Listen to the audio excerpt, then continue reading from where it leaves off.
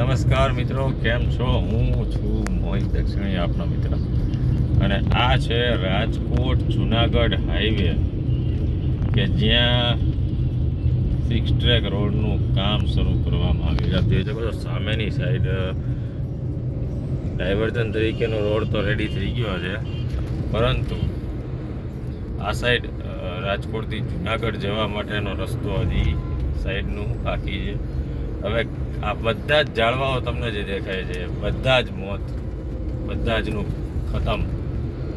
કારણ કે વચ્ચેનો જે પટ્ટો છે એ પણ ક્યાંક આગળ લોકો ત્યાંથી તોડતા આવે છે. એટલે આ બધા જ ઝાડવાને જે આટલી મહેનત પછી ઉગાડવામાં આવ્યા છે, એ બધા જ પૂરા થઈ જશે.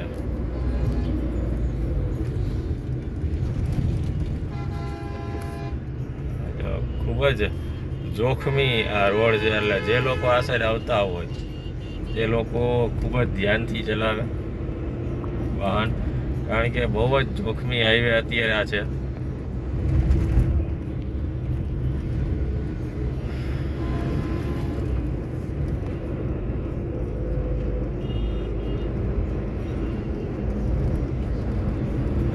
થોડાક અંતરે આવી રીતના ડાયવર્ઝનના વચ્ચે સિમેન્ટના બ્લોક્સ મૂકવામાં આવેલા છે. જુઓ, એટલે ખૂબ જ જોખમી છે હાઈવે અત્યારે. એટલે ખૂબ ધ્યાનથી શાંતિથી વાહન ચલાવવું.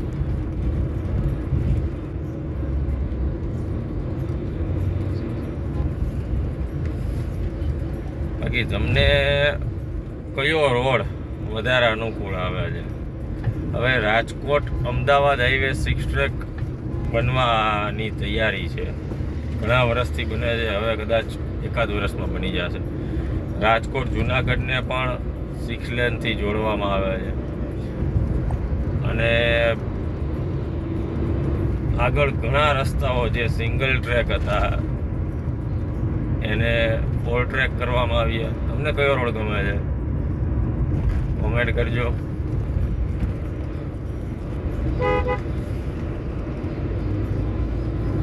જય હિન્દ, વંદે માતરમ. બિંદાસ ડ્રાઈવ યુટ્યુબ ચેનલને સબસ્ક્રાઈબ કરવાનું ભૂલતા નહીં.